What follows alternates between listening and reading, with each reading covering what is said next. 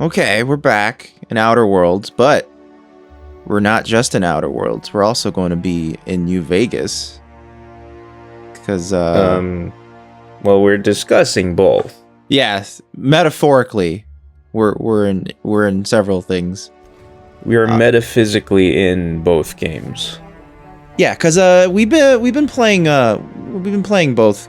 We finished playing both games finally, and it's it's been a while, and we've been kind of thinking about the game a bit because they're kind of brothers, right? These two games, in a way. They're both by the same company, Obsidian Entertainment. Yeah, and it's they're both Western RPGs. Yeah, and they both kind of invite comparison because of that. I mean, like they're pretty open about how one kind of influenced the other.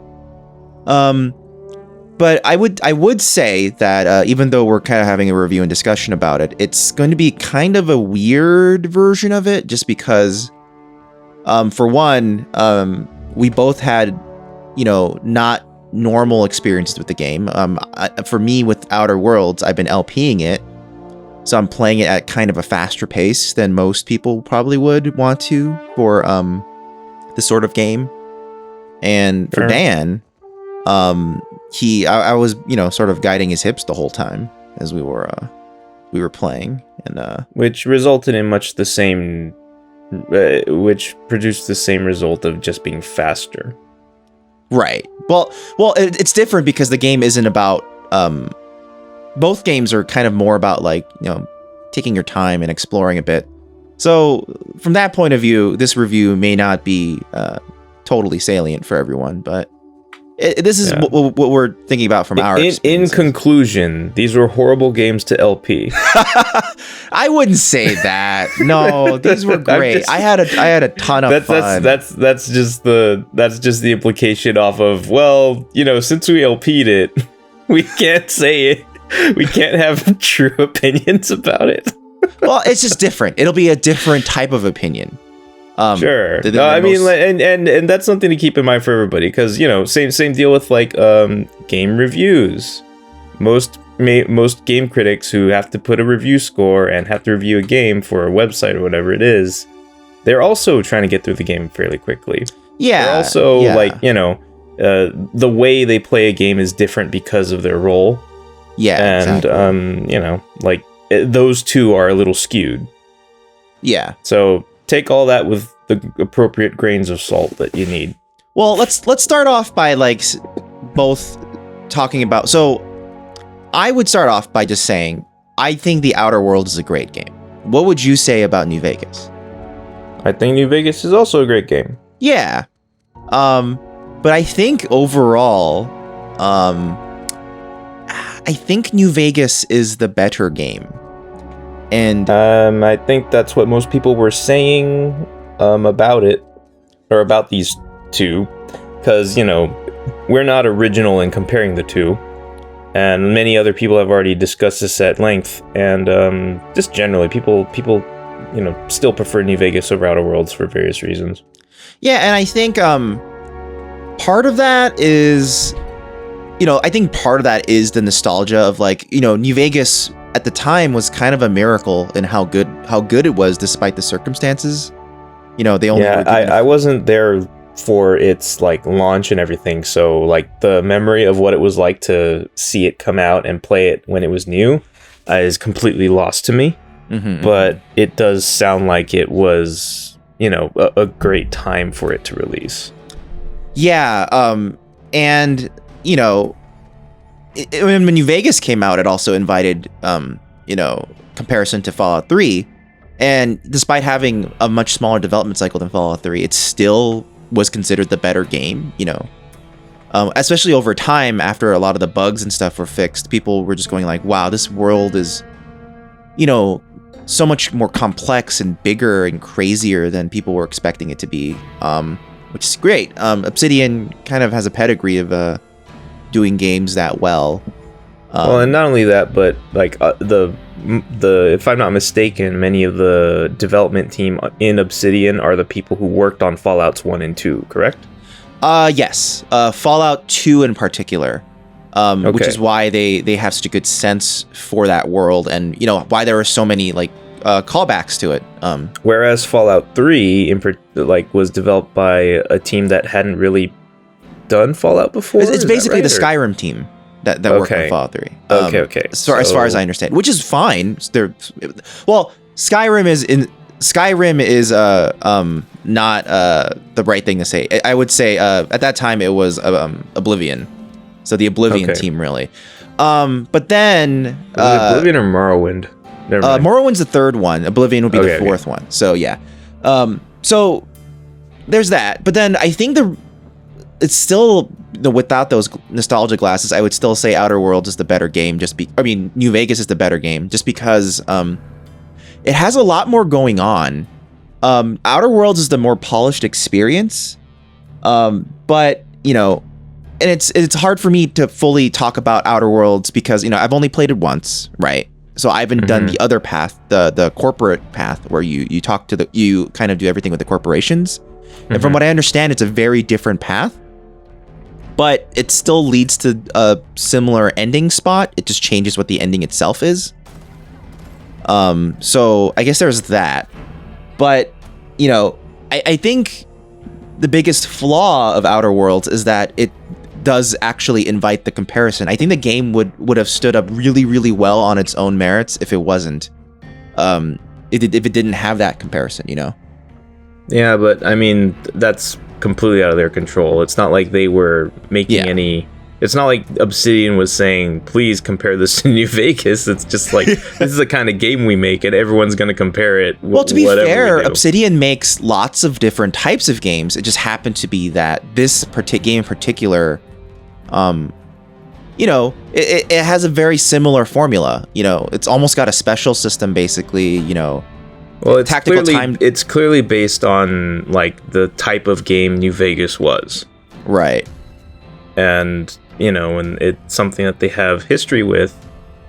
But, again, I don't think it was their intention to ask people to compare the two entries. Right. But I will say there are things that Outer Worlds definitely improves on over New Vegas. For one, it's more stable. New Vegas has an awful reputation for being incredibly buggy and unstable, because even to this day it has a memory leak that you can't really remove from it. It's like built into the source code, so even with mods you can't really get rid of it. In fact, mods make it worse. So there's that. There's also that I think I've heard conflicting stories about this, but the gunplay I actually much more prefer in Outer Worlds than in New Vegas, because it just feels a lot more satisfying.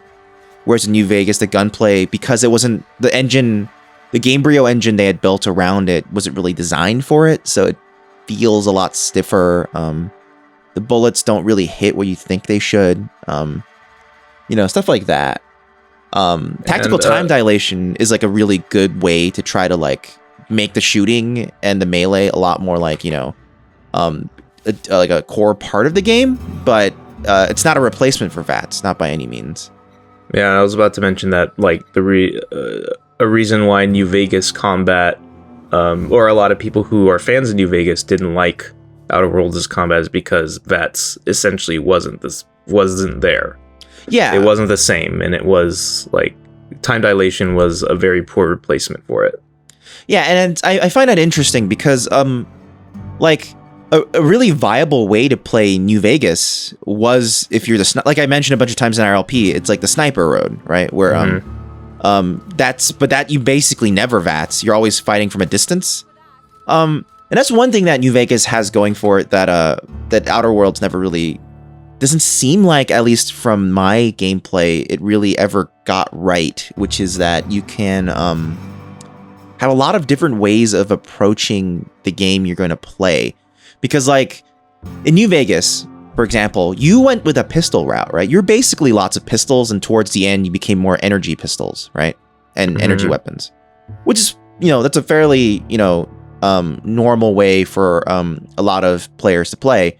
But as people play the game differently, you can get into snipers, like I said, or you can get into you can become a melee character and get like a ton of crits that way, or you can be a full spray and pray gamer, and or you can be like playing exclusively with energy weapons, so you can get start ramping that up early and stuff like that.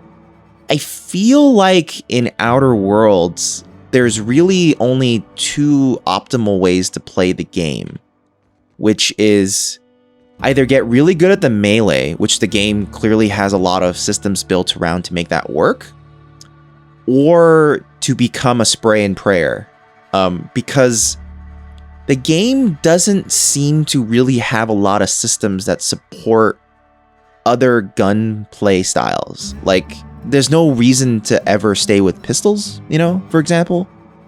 There aren't really any incentives to stay with like a long range sniping weapon, at least in my experience, because so many environments are like in labs and stuff. Like, we're walking around outside here a lot, but so much of the game actually takes place indoors, really, when especially when you're in a combat situation, that it doesn't really feel like it I don't know. Did you? I don't even remember seeing a sniper weapon in this game. Like, whereas in New Vegas, even though you're not a sniper, your character build wasn't a sniper. You still were allowed to, use it as a really viable way of playing at certain points. Remember, like the death claws and stuff. Well, yeah, but we got that rifle because you remembered it and told me to buy one. So. Right, but had I just been playing on my own, I very well could have gone the whole game without actually encountering a usable rifle, Right, and I do wonder if I'm just missing something about this game where a rifle is indeed, or sniper weapons are indeed a thing. I am wondering that too, and since I only experienced the game, with you on your LP, I feel like I don't know enough about a lot of that sort of thing to really make a call. I mean, like, we could have or at least I could have my asshole totally blown out, and like someone will just point to footage of like, there was a sniper rifle you picked up way back and you didn't use it, sort of thing. Yeah, and honestly, like at this point, like you say you don't remember picking up a sniper rifle per se, and I can't remember myself if you did. Yeah, and I know that like I would most likely remember more if you used one. But what the hell? What the fuck That's is that? new. Anyway, go ahead. So right there, new enemy type. We never even saw one when we were playing. Yeah. So I wouldn't be surprised if there was some sort of long range weapon in this game. Like, it's such a archetypal weapon. Like, if you have gunplay, you have at least one sniper rifle. Period. But like, I think the thing that, even if the game doesn't really provide many situations in which it will be useful, like, it's just a thing that a developer would need to do. Right. But the difference though is that like in New Vegas there are systems built around the different types of weapons that incentivize you to use them. Like, you went for pistols because there's a lot of perks and stuff that actually made pistols better. I went for pistols because you kept saying it was an okay way to go. Well, that too, but I knew nothing about the system, so I couldn't really make a judgment call with like, oh, I have confidence going down this road because I know the systems are there for it. I only did it because you told me to. But if you did stay with pistols, you would have seen all those perks that would have said, oh, look, here are things you can do with pistols because you're going with pistols. Okay, so the specific thing that New Vegas had that Outer Worlds does not is you're touching on something else that Outer Worlds does worse than New Vegas, and that's the perk system. Yeah, I mean, like, Outer Worlds does have some interesting perks. Like, well, the way they structured it was completely different because the more fun stuff was you get it by level. It wasn't selecting a perk that gets you something cool. The fun stuff you get by pushing up stats. Yeah, like achieve a certain level of skill in order to unlock like the more fun perks. Which is fine. But even then, a lot of these aren't even like that cool. A lot of this is number go up, right? Well, the reason why I think this setup for the perks might make it feel more limiting is because perks are now tied to stat thresholds, and that means you have to pump enough points into a certain stat in order to get a certain perk, which means that you won't, in order to play it like a certain way, like you might want to be like not stealthy, but you would prefer to have one of the stealth perks that it gives you. Yeah. And you can't do that under the system. Yeah. Whereas with New Vegas, like you just get it via levels, and to be fair, even in the 3D Fallouts, like there are certain perks you can only get by having certain prerequisites, but It's not as strict as here, where you have to reach level 60 to be able to hack auto mechanicals, right? Yeah. And the perks that are available every 2 levels here is just not like, they're not like, this is not very interesting. Like this perk. Oh, I can collect things from further. Like this is not really a game where you have that issue ever. This is more of like a quality of life increase, maybe. And New Vegas had its share of those, but it also had, way more fun stuff too. Yeah, it has fun stuff like, you have like Shotgun Surgeon, where if you that's another thing. New Vegas had ways like shotgun could be a specialty. Mm-hmm. So if you're a shotgun specialist, you can get Shotgun Surgeon, which if I remember correctly is the oh no, it's not Shotgun Surgeon. It's called And Stay Back. And Stay Back is the perk that says if you hit someone with a shotgun and it crits them, they fall down. So that's a really, really good. It's basically Rex's ability to do knockdown, which is amazing. But or like Bloody Mess, for example, where you do more damage, and it is a number go up, but it has a fun side effect where people explode into bloody bits. In this game, a lot of it's just number go up. Oh, like a perk where your health just goes up. That's so boring. Like, yeah, or like some weird ones. Like, I guess this kind of supports a playstyle, 25% more damage when alone, but that's weird. Well, yeah. Well, having a perk like that just makes me wonder, like, how much of the game is different or designed to give you a different experience because you're alone. But like, because if you are alone and companionless, you're depriving yourself of all the interactions and dialogue and speech that they would have with you. Yeah, I'm not sure what say along when they're with you. So I like, it sounds like a really good, like, there's every reason to have companions with you. And if you are alone, I don't know if they just have that in there as a way to like give yourself a challenge or something, or maybe, but there's just so little incentive to do that. It makes the game less interesting to just not. But then that's the thing. I don't know if they bothered to provide some alternative experience as a contingency. So again, this goes back to, I think we're running up against a lot of opinions that are easy to form based off of your much greater knowledge of New Vegas's intricacies and mechanics.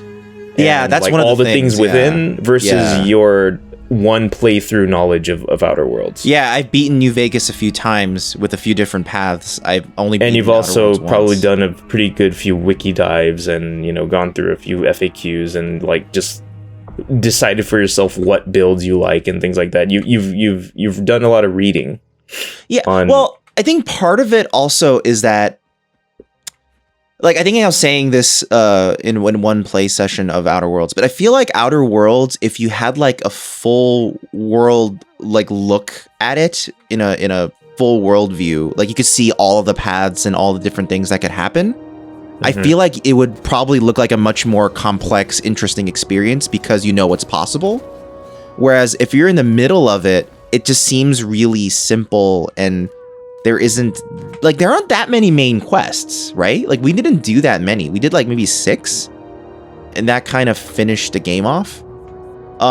Whereas if you look at a game like New Vegas, you can see, even when you're following just one path, how crazy complex it could be. And it kind of entices you to try it out again. because you go, oh, there's a bunch of stuff happening with the NCR. What would happen if I decided to follow a full NCR path?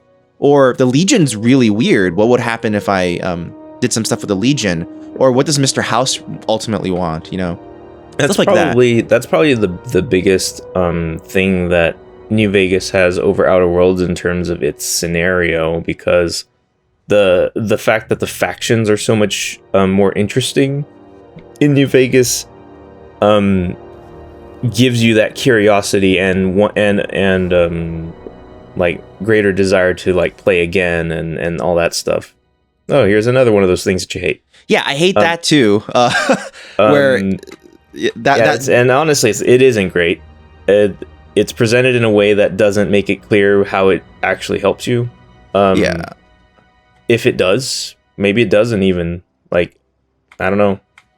Like, one perk point feels like a very... well, the thing is, you get another perk for free, but I don't want these perks that badly. Yeah, but so I'd rather not lose stats. Like what you get out of it that never seems worth it. I'm sure technically it's probably better to min-max certain types of flaws, but it just doesn't feel that way when you're playing it. It feels like a trade-off that doesn't feel good.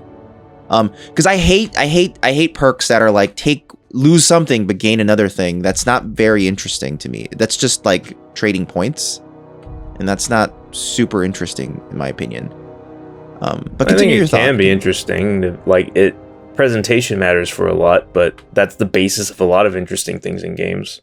Factions in New Vegas are more interesting, and therefore, like, that's what kind of, while you're on one path in a playthrough, that's what kind of makes you think like, oh, I wonder what would happen if I spent more time with them or took their side or whatever it is.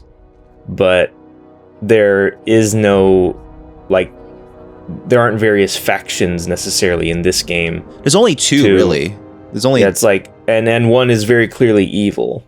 Yeah, so, like, it makes it... Because New Vegas... So here's the thing. So Fallout 3 is probably Fallout 3... There's some comparison to be invited here, because Fallout 3, you know, is a direct predecessor to New Vegas, right? And Fallout 3 doesn't really have a separate faction path. Fallout 3... always has you follow your father and then do the Waters of Life plot, and you can't really do anything else. Okay. And that's the game. But Outer Worlds has either Phineas, who is the guy who saves you at the beginning, so you kind of want to help him out anyway, regardless of how you feel about the politics. And then on top of that, like, it's just so clear that the corporations are shitty people that why would you want to help them? And that brings up something else to me in my mind.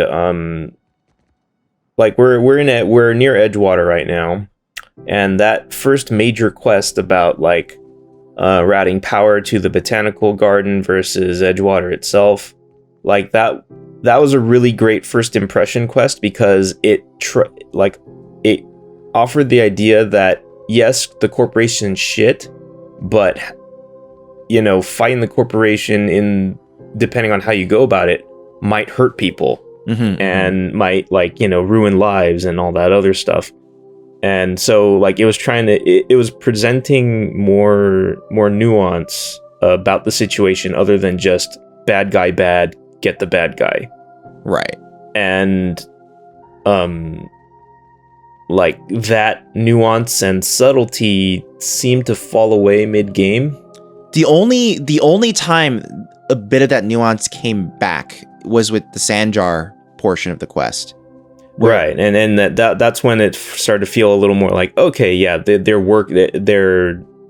writing more. But even in that way, Sanjar himself was, as an entity with MSI, was against the board. It's just he is a small corporation against a board. So it's not like, oh, we should... It didn't, like, expand the scope of the corporations, right? In fact, if anything, it shrunk it and made it so that there are certain people within the system that want to get rid of the system. It's not like, oh, the scope of the system grows and you go, oh, maybe we should go with them. Right, and I would argue that there was probably more room to explore even in that, like, space.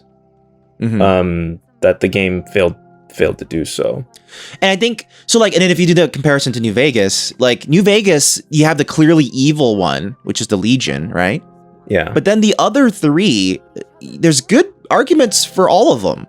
Like for House, none of them are perfect. Yeah, like for House, you go, okay, you know, he's basically the Elon Musk. Maybe he knows what's going on. And the NCR, it's like, you know, they're a well-established nation state. Maybe they would be good for stability for the region. But then Yes Man, you're like, well, New Vegas deserves to be free and make their own decisions and not have someone decide it for them.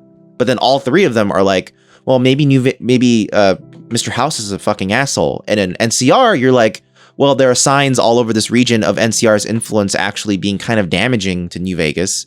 And a lot of the residents don't necessarily care for it. And then with Yes Man, it's like, okay, but, you know, even in the Yes Man ending, we saw how, like, you know, Freeside started going into chaos and then the followers of the apocalypse were having a lot of trouble, right? So it's like... And the other thing that's interesting about Yes Man is that, like, in my playthrough, you gave me assurance or let me be sure or confident in taking the Yes Man route because you told me what happens. But if I were just playing on my own and I encountered Yes Man and... Whoa, what the hell? Where'd these come from? Oh, yeah. They're cute. Woolly cows. When did this happen? They're adorable. I want to pet one. This is awesome. Aw. Yes Man, if I had not been reassured by you, I wouldn't have been distrustful of him all the way to the end. Mm-hmm. Even at the very end, I like when he started to say, like, I'm going to shut down for a while. I'm going to try to become more assertive and install this new piece of my personality. That sounded really like... Yeah, that's worded very direly. Me. The only reason you even know that that's a good ending is because the, what's his name? Jay Sawyer later clarified in like a forum post that all it means is he's going to listen to just you now instead of anyone. Yeah, so that since there was that uncertainty even with that, like, I guess my point is that, like, that would have been in and of itself a very uncertain and interesting path to be on. Yeah, that's what makes the different paths. I guess that was the counterpoint I was bringing up because you brought up Yes Man as a very clear cut, like an independent New Vegas. And for me, if I were playing on my own, I wouldn't have been sure that was actually what I was doing by going with him. Yeah, I kind of tipped my hand a little bit by saying that. Yeah. Well, I mean, like, you make that clear when you are a veteran player going through the game a bunch of times. Like, that's the impression, that's the perception you can... Yeah, in hindsight, I probably should not have told you what would happen. So you can make your own decision. I'm fine with it. Like, I don't like wasting time on things that don't happen. Oh, gotcha. And that's kind of why I hated Gone Home so much. This is also a roasting of Gone Home. I mean, just for that 1 second. I guess what Outer Worlds is like is what if Legion had taken over already? I guess so, but to me, we haven't played it yet, which is the Old World Blues DLC for New Vegas. But to me, the Outer Worlds is like because Obsidian also worked on the DLC, right? And they made Old World Blues. Mm-hmm. To me, Outer Worlds is them going, we really liked Old World Blues. Let's make a whole game out of it. Because the tone and like, it's like a milder version of Old World Blues. If you think like it's like really like snarky and sarcastic now, wait till you see that. Because it kind of goes out of control with how like fucked up things are, because, you know, things are just taken to the nth degree of like, let's let science and capitalism go out of control. But yeah, to me, the tone of the game, it's fun at first. I mean, it works for Old World Blues because Old World Blues is a DLC, right? Mm-hmm. And it's not the whole game. I think in Outer Worlds, the tone is funny at first, but it starts to get old, and I think it starts to actively damage the credibility of the world building, because everything is so snarky and sarcastic, it's hard for me to take anything seriously. And that's irregardless of the fact that, you know, there are just several weird like world building holes in the game that make it like difficult to believe. Like at the end of the game, when they said, "Oh, the big problem crux of everything is that we're running out of food," and yeah, I find that hard to believe, honestly. Like that does sound like a very weird problem for a society like this to have. That's already been developed this far. I mean, like I can understand, you know. Like we're going through a bit of it right now, where the problem isn't necessarily the mechanical ability, with this coronavirus, the way America's handling it. The problem isn't that we don't have the ability; it's that the leadership sucks, right? And I can see that sort of being applied here, but there's just not enough examples of that in action for me to believe that it's so bungled up that we can't get food to people, especially when salt tuna and stuff seems to be in abundance. I mean, like, I don't understand where we're falling short on that. Well, and I think probably the biggest argument to that doesn't hold water or that makes it not hold water is they were willing to take a drastic measure of freezing like a ton of people. That sounds like much more difficult.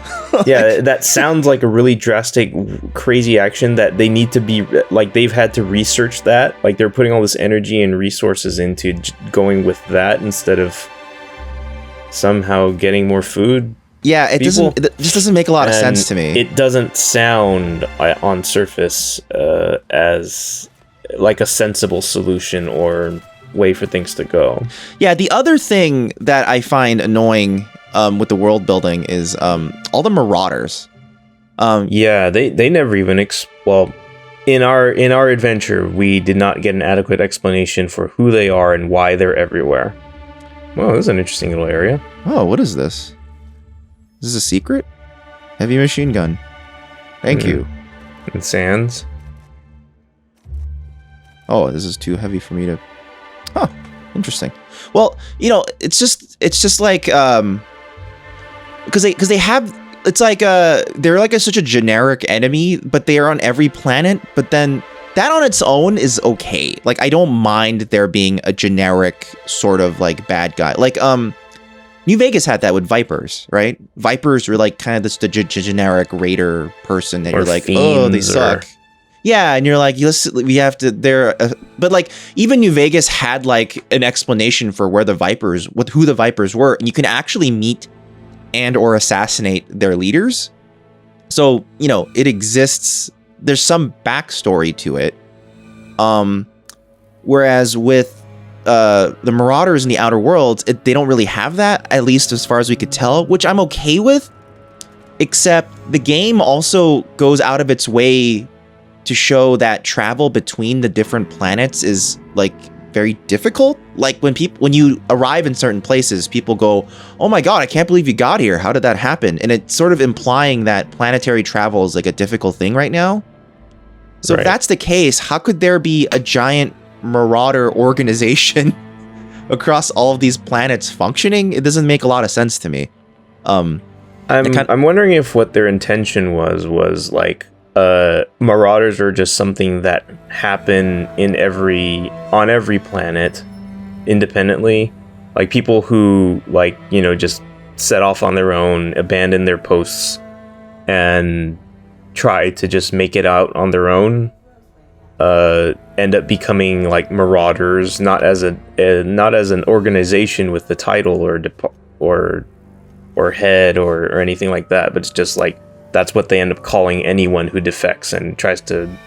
Sort of, but they also all wear the same armor. I was getting to that. Like it's a that's where the explanation stops working, because they all wear the same armor. They have like a uniform, which is weird. And they all seem to have canids around. I mean, and it's not like New Vegas doesn't have its share of weird world building issues. Like the very concept of vaults is so unbelievable, yet there they are. And then also not the vaults existing, but that the vaults are all designed as experiments. It's like a cool narrative idea, but when you think about it, it's like, really? Yeah. They're all this? But then on top of that, the Legion, the biggest enemy in the game, because of time reasons, they weren't very built out, and as a result, like there's like it's hard. There's a ton of things about the Legion where as you explore their society more, and you go, are they really a threat to fucking the NCR? Considering the NCR has basically taken over the entire Las Vegas region, New Vegas region, and like, especially that part where you stormed Caesar's camp, right? You killed them all. Well, it's clearly not them all, because they kept showing up later. Right, but ostensibly you decimated their camp, and it's hard to take them as a serious threat, So there's that, but I mean, you can almost forgive that because, especially if you understand the production cycle or the production schedule of New Vegas, you're like, they just literally didn't have time. They probably would have. I don't necessarily take my storming of Caesar's camp as like evidence against. Like, I don't take it that way because, like, you as the player protagonist, like, especially in late game, like, who knows how powerful you supposedly are. Right. I don't like, being OP doesn't ruin a story to me. Yeah, that's an interesting part of New Vegas and Outer Worlds is that they both kind of have, like, inverted difficulty curves where they're both pretty difficult at the beginning, and then towards the end, well, Outer Worlds actually wasn't that difficult at the beginning, but New Vegas is, as you saw. Well, difficult enough that it made me put the difficulty level down, but well, I mean, a lot of that comes from me. I mean, but also a lot of it comes from the fact that it kind of lets you go anywhere. So if you go to the wrong place, like you did a few times, just because, exploration, it's very difficult. But as the game progresses, everything becomes super easy to the point where the ending is like a cakewalk. That's another thing. Both games kind of have like weak endings. Like New Vegas, as you saw, the ending was kind of just like a. I feel that's a very common problem with most open world games. Yeah, I guess so. Breath of the Wild included. Well. Yeah, well, that's just like a complete. Are we sure the game is ended, sort of thing, when you get to that part. But then, but yeah, I mean, they both have setup that sort of makes you know and feel like the ending is coming and that this is the ending. And there are epic parts to both of them, but they're just not very strong. I think New Vegas has the weakest ending, weaker ending of the two. Just because the final boss of New Vegas is just some guy that you've never seen before. I was kind of weirded out by that because like it wasn't even like he was a guy from the other side that just ended up there. Like he had almost no relation to the Legion that you had been fighting all game. Yeah, and then like he was like the leader of the contingent coming to the dam. Yeah, it's just very odd, right? Because like you would think, maybe there's more sign of him, or like you get to see him in combat earlier in the game to be like, wow, what a badass, right? Yeah, and then, so you anything can like that. But there's nothing like that at all. I think part of why it's like that is because New Vegas was designed to let you kill anyone you meet, right? So if you met him earlier, you could potentially have killed him and kind of ended the game.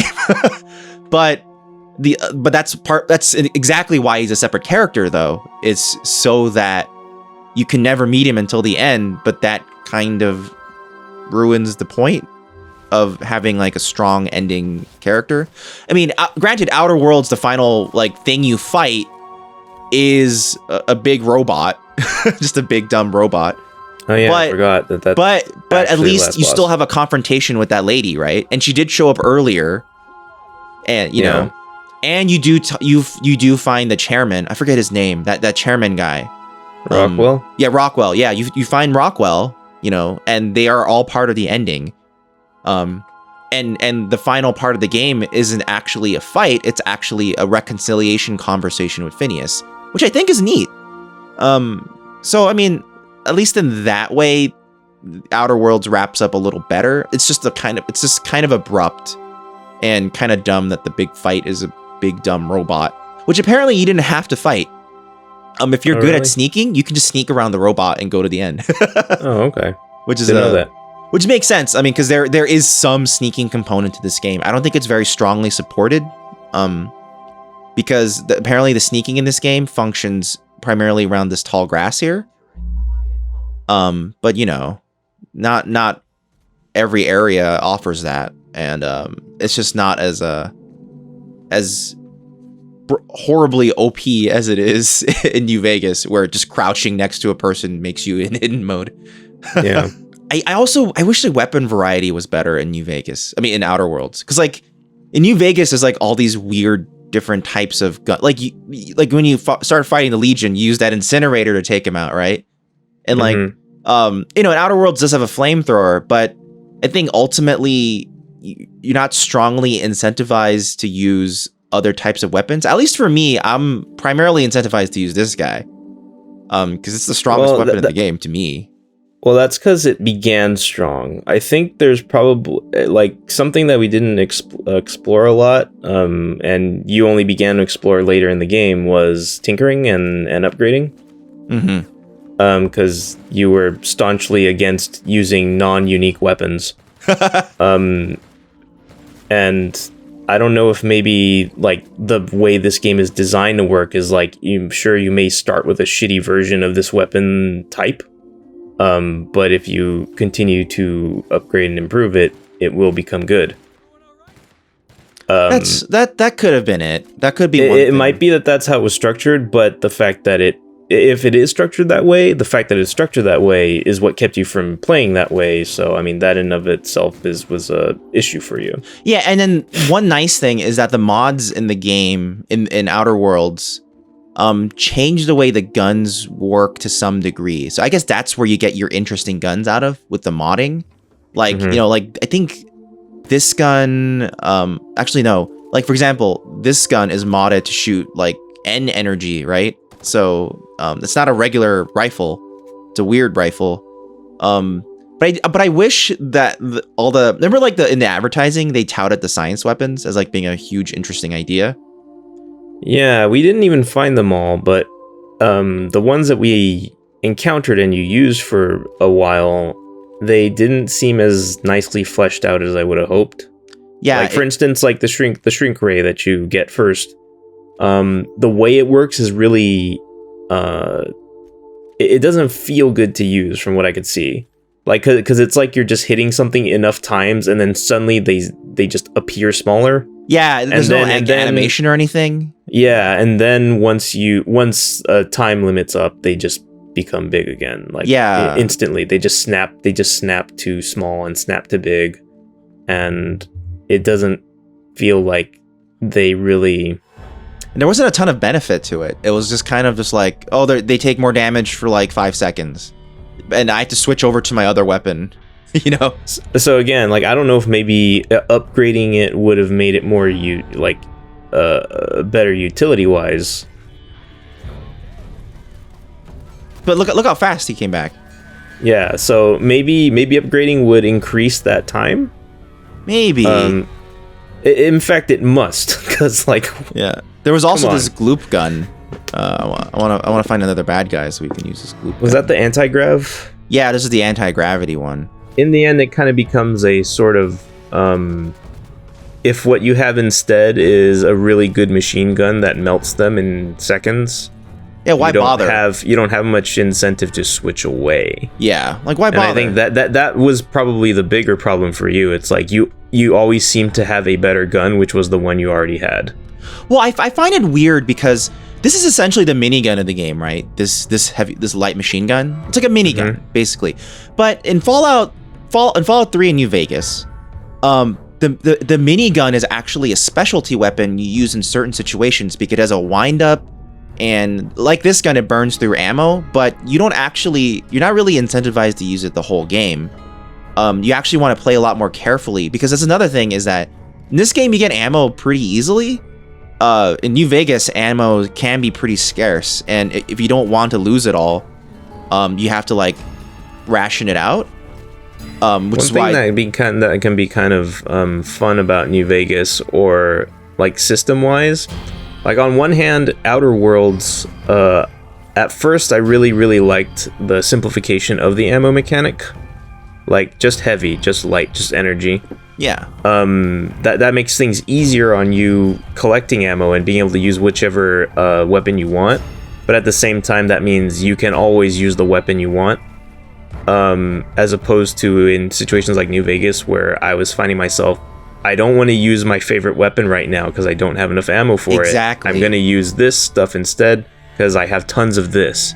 Yeah, which is like an interesting way you're forced to strategize in that game.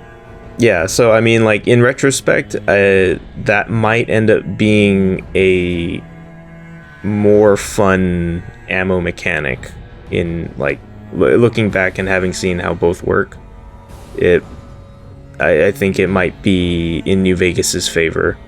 Yeah. To have specific ammos that kind of force you to switch off guns and stuff like that. It also had like to save alternate one for types the of other. ammo, which can be really interesting. Like, because they're more expensive, but they do cooler things. Like the explosive 50 millimeter. Yeah, that stuff too. Yeah, or like you can have like overcharge energy weapons, or energy electron packs, which like do way more damage but cause more damage to the gun or something like that. You know. Yeah, I think the like heavy light, like having very large broad categories of ammo would work better with a game that had more viable weapon variety. Yeah, exactly. It's just if you make all the weapons more obviously comparable to each other, or like different approaches that don't feel objectively worse than each other, then I think that having the more limited or the simpler ammo system works better for that. Yeah. And so in this game, it feels like if the new weapon you find is going to be any good, you're probably going to need to upgrade and modify it. But we weren't doing that, so we weren't really seeing. We probably didn't see all the possibilities of the weapon system, but the way it was presented, especially if you have a New Vegas mind about it, didn't feel good. Yeah, I mean, like at the end of the day, it's a simpler shooting system, which I'm okay with. If we're not making any comparisons, it's a fine system. It's just weird. It reminds me of like so when you're playing Mass Effect, the first Mass Effect anyway, depending on your class, you're told that your class specializes in this weapon, right? And for the most part, it's true. Like for when I played Mass Effect 1 the first time, I played Vanguard, and it said your class specializes in shotguns. So pretty much as the game went on, it's like, oh yeah, shotguns are the best for me. But if you play a soldier, it goes, oh, you play best with machine guns and all types of weapons. I'm like, oh yeah, in that case, I gravitate towards machine guns. So I feel like, this is how this game kind of works, but with only one way. If you're going towards guns, it's kind of making you gravitate toward this light machine gun because it's so strong. And it's weird. The other thing too is like, I wonder how you would have ended up playing the game if you hadn't found it so quickly, because you got that off of fighting that big primal in the like that open area. Yeah. You didn't have to fight him. You didn't have to get that gun so soon. But since you did, and it was so powerful, you kept using it for a while. Yeah. And it felt like the solution to everything for a long time because you found it so soon. Yeah. And I don't like, maybe there's a gentler progression that would have unfolded more naturally if you hadn't gotten it that quickly. I mean, to the point also where you were talking about earlier about like having to switch guns because of ammo, we did have to do that a few times where yeah, a couple of times to be fair. And that's because your machine gun was eating up light ammo so quickly. Right, but it wasn't as like an interesting conversation or is an interesting choice. It was just more like, oh, I'm out of this. I'll just go to this gun, which is basically a weaker version of it. It wasn't like I have to like, because with you when you were playing, just naturally it came out like, oh, that gun is your best gun, but right now you need to save on that type of ammo. So let's go for energy weapons, and your best energy weapon was a rifle, and it just played completely differently as well. Because yeah, and I mean, to be fair, I also had like weaker pistols I could have also been using, but the Q35 matter modulator was the easiest other gun to use because I had just so much ammo of it. Yeah, and it's a very different playstyle. Whereas, but then that was something that also unfolded organically because like that. I don't think it's everyone's experience that they would have so much more energy weapon ammo, like the same way I did. It's just like that's the situation I had, so it made sense to do it that way. So this is also the other thing that I think is a little disappointing about Outer Worlds. This map. Yeah. Ooh, is this a planet that we just never got to? Which one? Eridanos. Is this like a DLC planet? Interesting. Yeah, so the main thing that I think is a little disappointing about this is that what it ultimately comes down to is that every planet is like a mini open world. Yeah. And that makes it seem like the factions on these planets never really interact with each other, which is kind of disappointing. Like, granted, it's kind of an illusion in New Vegas, right? Where it looks like it's just one big map. And if you wanted to, you can just kind of walk over from faction to faction as you need to. There are loading zones, obviously, because, it's not an infinitely loadable game.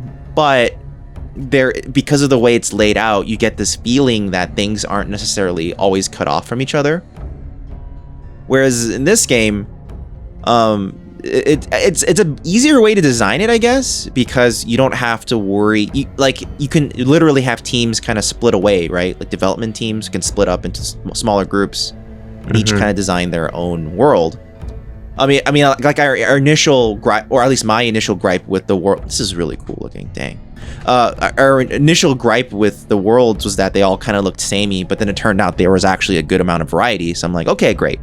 But it's also really clear how self-enclosed each planet map is, which makes it feel a lot more like just less interaction. It just feels more like levels. Yeah, which is not as fun.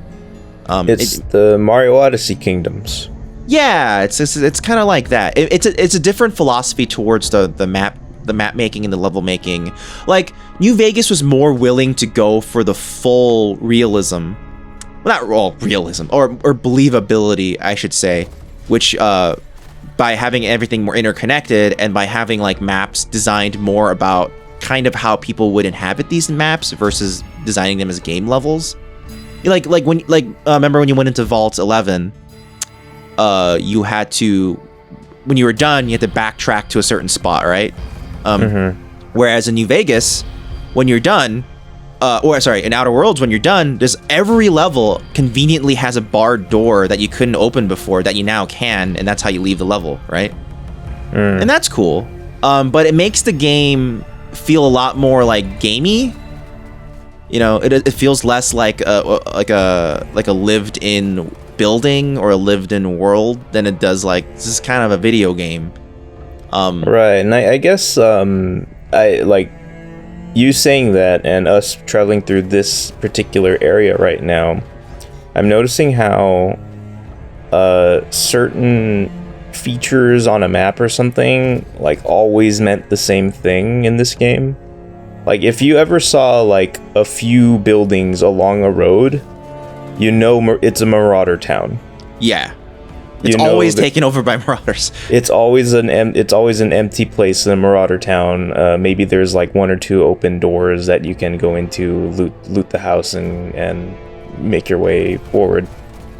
But I don't know. It makes it feel again kind of gamey, where it's like you. Anytime you see that situation, you know what you're getting yourself into. Yeah, New Vegas, and it doesn't even matter what planet you're on; it's always going to look the same. Yeah, New Vegas also signposts when you should be, looking out for certain things. Like, there will be enemy encampments and whatnot in New Vegas. The difference is that New Vegas had a pretty wide variety of what you might run into. Like, yeah, maybe it'll be like a Cazador nest. Maybe it'll be Deathclaws. Yeah, a ton of them. Like Deathclaw gang. Yeah. Or maybe it'll be like a powder ganger house, or or vipers, it could be a few different things, or it could be Legion accosting you because they're after you because they're assassinating you now. Or you might have like a Legion, and like there was a lot more random events. Like you might have a Legion raiding party just start coming after you, you know, out of nowhere, and that kind of kept you on your. It made the world feel a lot more like living and breathing. Yeah, and whereas Outer Worlds, it just feels like anytime you see like this techno prairie house along the side of the road, like, and there's some Overwatch crates in the center of the road, it's Marauderville. Yeah, they're just gonna be fighting Marauders, and maybe they'll have some Canids or Raptids with them, but you know, it's just those. Yeah, what I'm hoping is that a Sonic loop. Where? It would look like a Green Hill Zone over there. Let's go there. What I'm hoping is that with the Outer Worlds DLC, that there'll kind of be more of an expansion, because they said it's a story DLC. Okay. So I'm kind of keen to see what they'll do. I imagine it'll be kind of like a Fallout New Vegas DLC, where it's like a separate area where you may have to actually be stuck in. Did they make any indication of whether or not it was supposed to be like after the events of the game, or I actually have no idea. Concurrent? If they have, I don't know because I haven't looked into it. But okay. I imagine it would actually probably be more like New Vegas's DLC, where there are side stories that you have to like go to a certain location for to activate. That's why I think those planets that we haven't accessed yet on the map, that's probably DLC. Yeah, that makes sense.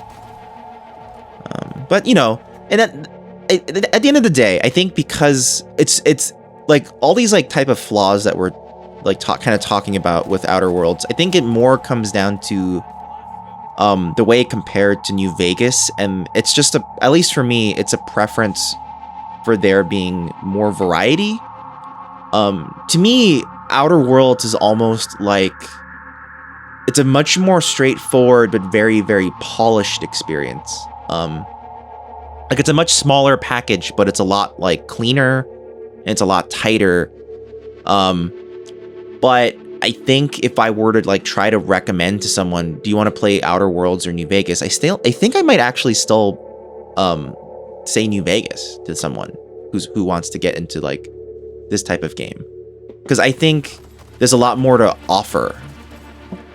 I think Outer Worlds, I don't know, that this might be way more of a unfounded like emotional sentiment here, but it seems like Outer Worlds, much like many other modern like AAA releases, are kind of, for whatever reason, they feel kind of forgettable. Yeah, isn't that weird? It's like, and like this might just be us getting older. To be honest, it might just be us getting older and having less time to really dig deep and get acquainted with the intricacies of these worlds. They might be just as complicated as they used to be in certain ways, but like since this game didn't seem to do much to really grab and engage you without you putting in much work, I don't know, it feels a little easier to kind of play through this and kind of forget most everything that happened. See, so I think part of that is that the different like factions and whatnot, or like different groups of people in at Outer Vegas kind of all meld together. Like it all looks kind of samey. You know what I mean? Like, you talking about Vegas or Outer Worlds? At Outer Worlds, like it all looks kind of samey in terms of like every planet has a. I think if you're not, depending on your perspective, New Vegas also can look very samey to a person who hasn't been playing it. Yes, but it is very brown. It is very yellow. It is very... No, I mean like the people, like the well, the characters. And the people too. Well, to me, okay. So for example, like the characters in to me in Outer Worlds is like either you're either Parvati or you are Sanjar. You're either like some working class person or you're some sort of rich person.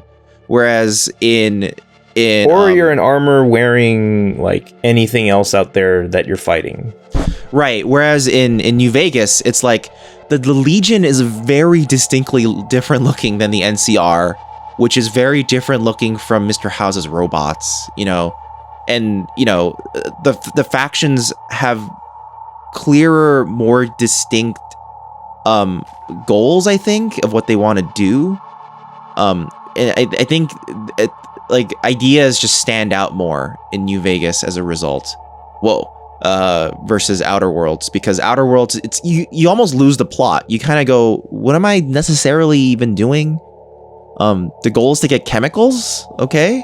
You know, and then even after you get the chemicals, it turns out that's not even the real thing you should be doing. The real thing you should be doing is stopping the board because they're gonna freeze everyone.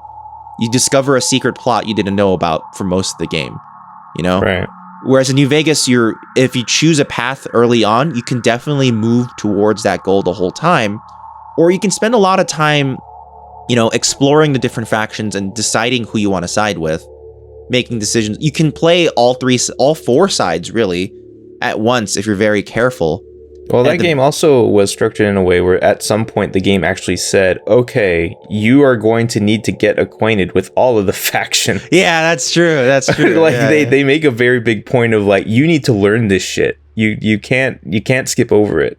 Yeah, this game kind of lets you skip over whatever differences or nuance there is to the different like places you visit. Although to be fair, when you do that for Yes Man, with Yes Man you can kind of just go, don't worry about it, and then Yes Man will go, oh okay. Like the way we played it, we actually explored everything, but the rest we can just kind of go, don't worry about it. So I guess another thing that we haven't really discussed at length yet is the side quest selection, but that's kind of hard to talk about because we didn't really delve that far into many Outer World side quests. Yeah, I'm sure I'll get blown up for this, but as far as I could tell from the side quests, a lot of them... there were many that you know, we were given and you just said, I don't care about that, and moved on. Yeah. But the ones that were there kind of seemed like fetch questy. Didn't seem... Okay, here's what we can do. We can talk about the companion side quests. Okay. So let's talk about that. Some of, like every game, there are you know, good ones and there are duds. Like Outer Worlds, I would say the big dud is Vicar Max's. It's just not very... I don't think it's that interesting, honestly. I think it produces one of the weirder moments of the game. Whether or not you find it interesting is up to you, but like it was a very singular part of the game where it's like, what the hell, we're tripping on drugs. It is very unusual, but you almost don't quite even understand how you got to that point. You kind of just go, okay, we're supposed to find this guy. This guy turns out to be a lie. You need the book. Then the lady who might be able to translate the book goes, you don't need the book, just take drugs. And it's like kind of confusing. But to be honest, some of New Vegas's companion side quests are even worse. What's her name? Lily? Lily's is pretty bad. And Eddie's is so random that they're both very random. Yeah, that's the problem with both of their side quests, is that Eddie's is completely randomly based on us. If you talk to certain people that say certain words, that'll trigger it. Whereas Lily is 100% random. You just have to catch her taking drugs and then talk to her about it. And that's her whole side quest, which is almost nothing. Probably Parvati's side quest might be one of my favorite side quests in an RPG in general, but that might only be because it's so unique. I don't know of that many RPG side quests where we're trying to get someone on a date, you know, or like trying to set someone up on a date, you know. In Undertale, you go on a date. Yeah, but there's lots of games where you go on dates, but it's so unusual to try to have someone else in your party go on a date and make it go well for them and make them feel good about themselves in a way that they feel self-confident enough to go on a date. You know, that's interesting. That was a strong part of the game for sure. Yeah. What would be your favorite side quest in New Vegas? Of the companions, let's see. Because you had Sniper Man, Boone. Yeah, there's Boone. His is pretty okay. It got botched in a little way, but it. Yeah, but that was a weird, glitchy mechanical issue. It should not have happened. Rex, I liked. Rex is a lot of fun because you're just a robo dog and you're trying to fix him. Yeah, and I like dogs, so Rex is pretty good. Let's see, who else was there? There was Cass, there was Veronica. Cass's can be very interesting because there's multiple ways you can take it in really big paths. Yeah, Cass's side quest is structurally interesting. Because you can go full revenge, or you can decide to do things legally. Right. Which are two very different ways of going about it. And Veronica's side quest was similarly very open-ended. There are tons of different ways you could interact with the Brotherhood of Steel. Or maybe I'm combining two quests here. I think Nyoka's was kind of Yeah, it was long and involved, but I know you're supposed to feel bad about their crew, but I'm just like, that's too bad. And kind of move on. Ellie's side quest was kind of meh. It's basically just amounted to let me help you commit insurance fraud. That's the whole story. Like the conclusion of Ellie's side quest, I'm okay with. I think that's a neat detail to have in play, like Ellie constantly defrauding an insurance company for the rest of her life. But I noticed that both Ellie and Vicar Max kind of have this element of whatever parents sort of well, that's a running theme in Outer Worlds. It's like people seem very disconnected from their parents or have negative opinions about their parents. I guess that's true. Because Parvati lost her father and never knew her actually, mother. That's interesting that you say that, because now I'm remembering how in Edgewater, the beginning of the game, it made it sound as though it wasn't necessarily a given that you would grow up with your own parents. Yeah, because you might be bought and taken to another planet altogether. Yeah, or whatever the hell. It almost sounded like a Giver situation. But yeah, like that possibility was introduced, but then we ended up hearing a lot about Vicar Max's own real parents, Ellie's own real parents. And so I don't know, it was just interesting that that possibility or that way of life seemed to be how they were setting the world up, and then at least two of your own party members aren't part of that. Yeah, well, at least in Parvati's case, it seemed like she was lucky to have her father. Right. And Ellie, she's rich, so yeah. So I guess the rich people get to keep their parents. Yeah. It's interesting. There's like a theme going there with something about parents. Oh, you know what? Felix in particular wasn't all that strong. I don't. Yeah, Felix was kind of just like, oh, I'm supposed to talk to my dad figure, I guess. And it turns out it was a big conspiracy, and then I have to kill him. That's it. Yeah. And Sam didn't really have a side quest. The side quest for Sam was to get Sam.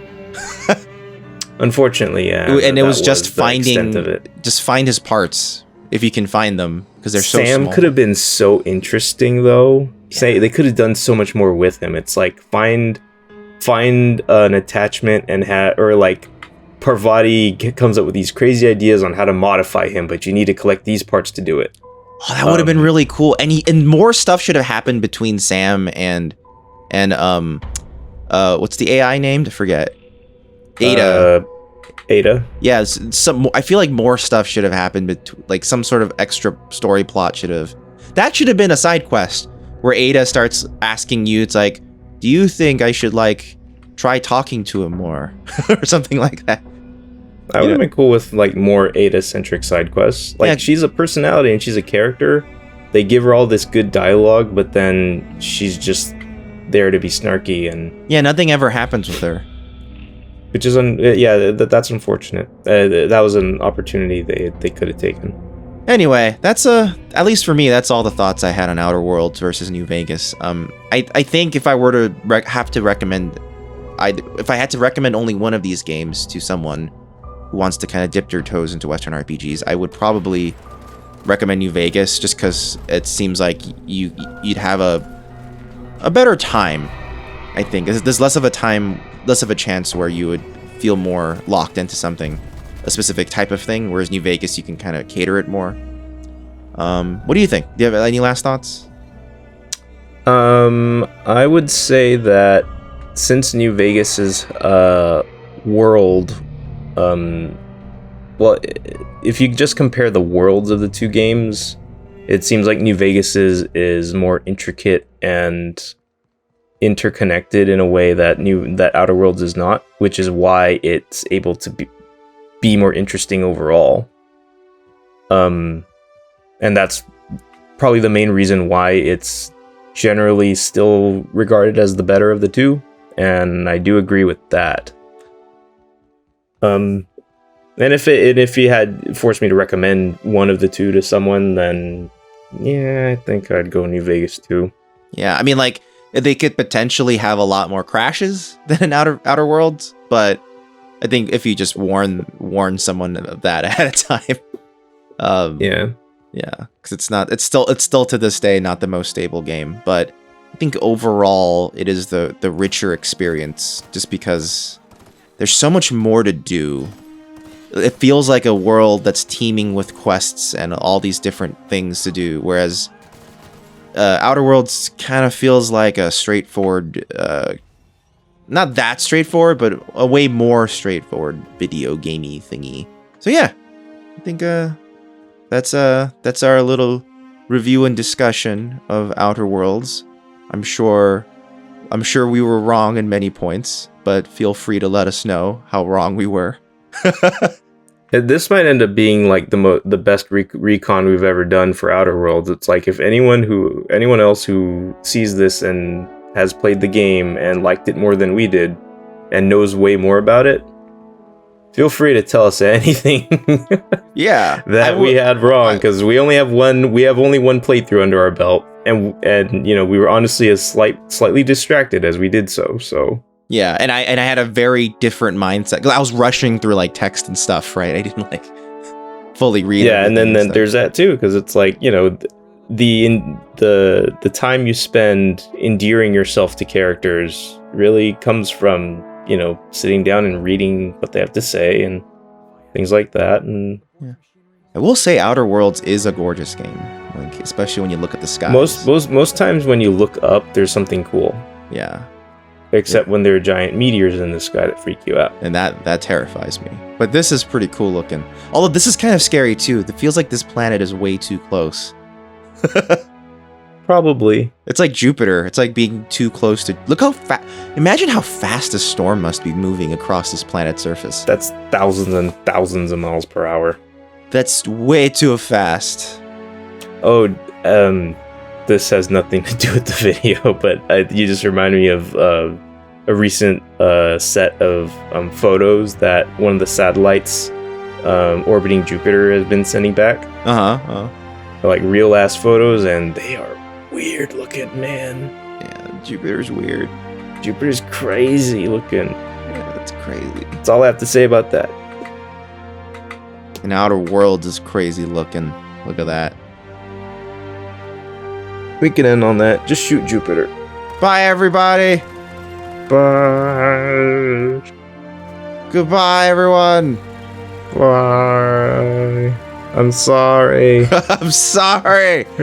I'm sorry. I'm sorry. I'm No. sorry. Goodbye, everyone.